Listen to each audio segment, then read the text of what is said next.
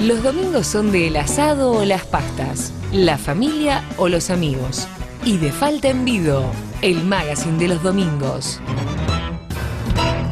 Claro que sí, los domingos son sinónimo de todo eso. Es sinónimo de Falta en Vido. ¿Dónde más iba a ser?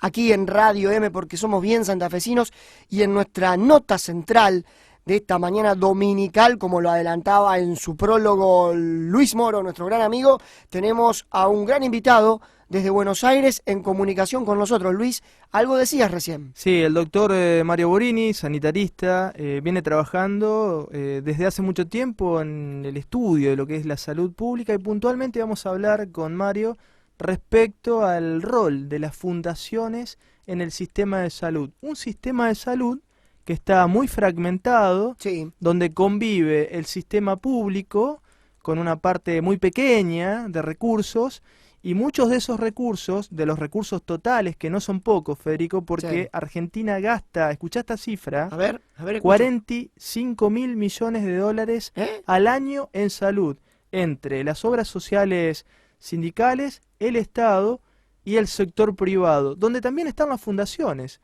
Así que de esto queremos charlar con Mario Borini. Mario, ¿cómo le va? Buen día, ¿cómo está? ¿Qué tal? Muy bien, muy bien. ¿Qué- Vos qué- sos Luis. Yo soy Luis, yo soy ¿Qué Luis. tal? ¿Qué reflexión y bueno, cuál es el nudo gordiano, por dónde podríamos arrancar para analizar el rol de las fundaciones en la salud? Bueno, a mí me parece que a lo mejor hay que ver una cosa más general, ¿no? O sea, el país estaba desde los años 50 más o menos rotando desde la actividad pública a la actividad privada. Esto lo había vivido ya Carrillo en sus últimos años, cuando venía construyendo un futuro para la Argentina basado en el sistema del sector público, universal, gratuito, y bueno, se daban ahí cosas que estaban suponiendo que había otro futuro. Por un lado, el surgimiento de las entidades gremiales con sus propios hospitales. Uno de los primeros fue el Policlínico Ferroviario, donde Perón dijo: por suerte los obreros ferroviarios no tendrán que ir a los hospitales públicos, ya que tienen su propio policlínico. ¿Esto en qué año fue, Mario? Más o menos en los años en que Carrillo se retiró. O sea, Carrillo se va en el año 52, y ya en ese momento, desde un plan quinquenal primero, que era muy obrerista y muy centrado en el trabajo, se pasaba a un segundo plan en un país que se estaba convirtiendo en deficitario, que estaba muy necesitado de inversiones externas. Se pasaba a un plan bastante más capitalista, con restricciones al desarrollo obrero en el tema salarial y en el tema ocupacional, con lo cual estaba ahí una reversión entre el trabajo y el capital. Esto lo vive, y al mismo tiempo el discurso de Perón inaugurando el Policlínico Ferroviario, que daba cuenta de que profundamente en su ámbito más íntimo, él en realidad estaba valorando mucho la relación que tenía con el sector gremial y la posibilidad de que el sector gremial tuviera servicios propios. Lógicamente que esto no fue así, sino que los gremios empezaron a contratar a medida que creció su economía, que contrataron servicios privados, sobre todo a raíz de la 18610 de Onganía, que es una ley que le otorga la obligación de afiliación de los obreros por actividad. Ya el acuerdo entre Augusto Timoteo Bandor y Sí, militar sindical. Y claro, y Juan Carlos Onganía en los años 60. Claro. El de Perón fue un acuerdo, digamos, una ligera tendencia al desarrollo político sindical, y perdiendo entonces el sistema universal. Ahí es donde Carrillo, yo creo que advierte claramente que en realidad el presupuesto puede ser importante, pero las obras sociales o los gremios van a crecer, y esto hay un parteaguas ahí, ¿no? Bueno, en realidad los gremios siempre contrataron a través de las obras sociales a los sectores privados, así que hablar de privatización en el país no es una cosa nueva. Nacieron Claro. privadas las obras sociales, Claro. desde el punto en que eran partes subsidiadas por el Estado, pero ellos destinaban sus fondos a la actividad privada. En ese momento el sector privado representaba el 20% del total ¿En qué de la momento, capacidad instalada Mario? del país. ¿En qué momento? Y en la época de Carrillo más floreciente, con 120.000 camas y 25.000 camas privadas, 120.000 públicas, ¿no? Claro. Entonces, en este momento estamos cabeza a cabeza, en 75.000 las privadas y 80.000 las públicas, o sea que en 5 décadas de gobiernos militares y de gobiernos constitucionales, no ha dejado de decrecer el sistema público y de crecer el sistema privado. Es una tendencia que ningún gobierno, ni constitucional ni militar, ha cortado, ¿no? Claro, claro, claro. O sea, entonces, en esa línea. tendencia, en esa Claro. línea hay que inscribir el nacimiento de las fundaciones, que ya habían nacido en el año que está en el año 72, un gobierno militar, estaba la NUCE, con la ley 19836. Por esta ley se creaba la posibilidad de crear fundaciones en el país, pero dentro de esta ley aparecen las leyes por sector, y la ley para salud nace 6 años después, en el año 78. O sea, Con la dictadura militar. Claro, las fundaciones nacen por el decreto para salud 732 del 78, dentro de la ley 19836. Entonces, la ley, el decreto de fundaciones ya establece un marco regulatorio todavía más favorable a la privatización, porque las fundaciones pueden importar equipos, insumos con un desgravamiento de 1/3, o sea, entran incluso en competencia imperfecta con un mercado imperfecto con las demás sanatorios y clínicas, porque además sanatorios y clínicas no tienen desgravaciones. Claro. Mucho más respecto del Estado, donde la desgravación significa un subsidio encubierto al no cobrar el Estado los gravámenes desde el Estado a las fundaciones. Claro, se fue fomentando el crecimiento de las fundaciones y se fue fragmentando paralelamente, como decíamos al principio, aún más el sistema de salud. Sí, esa fragmentación la gente lo ve con sorpresa y en realidad es un fenómeno gestado, organizado, programado, que refleja la idea gobernante, que refleja incluso cómo los gobiernos van tratando de que la gente adopte esto. La gente dice, bueno, yo prefiero un sanatorio ahora en un hospital, pero esto no lo decía antes, quiere decir que nos han hecho el bocho. Claro, claro, claro, claro.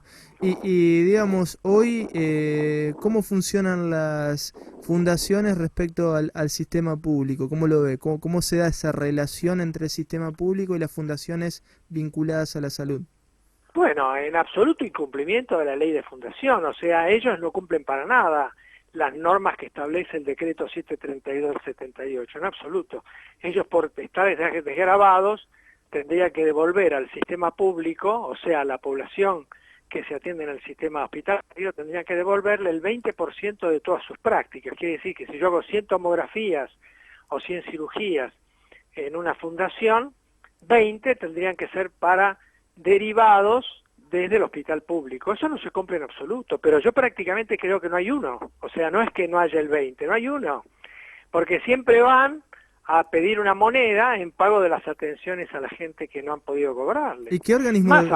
Más aún, el Estado las ha subsidiado aparte. Claro. O sea, de hecho, cuando la Fundación Favaloro va en los últimos años a pedir dinero, y esto se muestra como una vergüenza de lo que ocurrió en el Estado, en realidad la vergüenza era que sostuviera la fundación con donaciones anuales. Las donaciones eran subsidios, o sea, no reintegrables, ¿no? Del Estado. Claro. O sea, el conjunto de la sociedad estaba financiando a la Fundación Favaloro.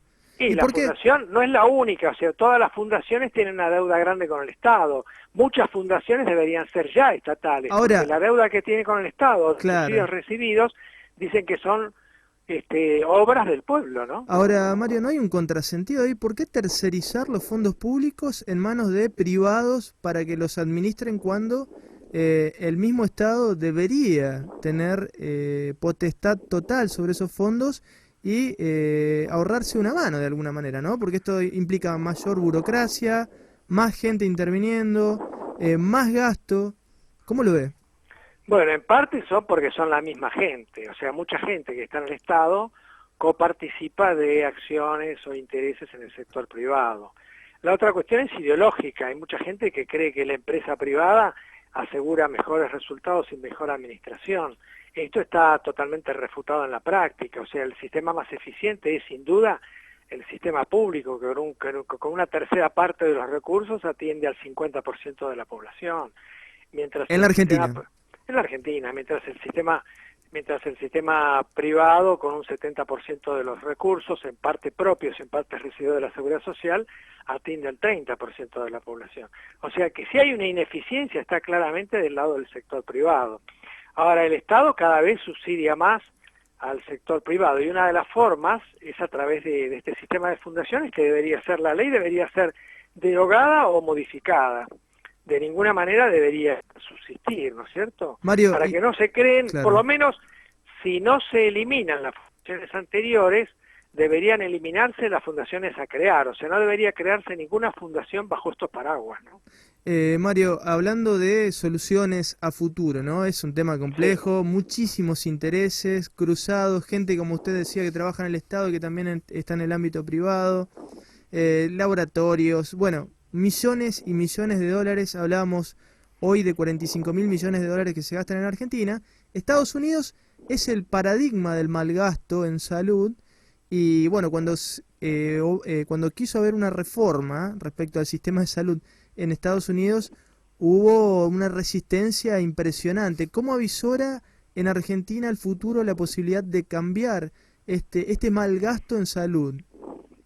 Bueno, por un lado podría haber cambios en la conducción. Eso significaría que una conducción que tenga una idea diferente, solidaria, social y personal. O sea, ninguna persona ni ninguna sociedad tienen por qué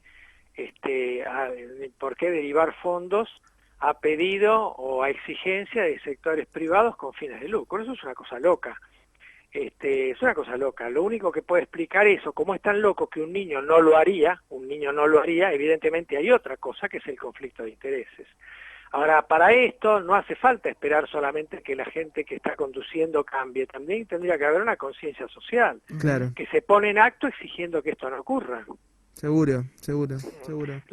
El sector privado tiene una mecánica muy pícara, transfiere permanentemente deuda privada a deuda pública. Si yo le debo a alguien una deuda privada, me va a venir a reclamar.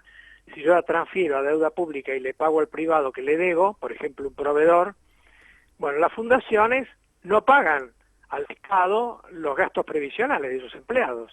Entonces caen en unas deudas monstruosas, sabiendo que el Estado les va a dar moratoria, les va a dar un alargue, pero sí pagan inmediatamente a los proveedores de descartables, etcétera, porque si no se quedan sin la posibilidad de operar, etcétera. Esto no lo digo por una fundación como la nombrada, sino todas, o sea, es un fenómeno tan generalizado que si hay excepciones son muy pocas.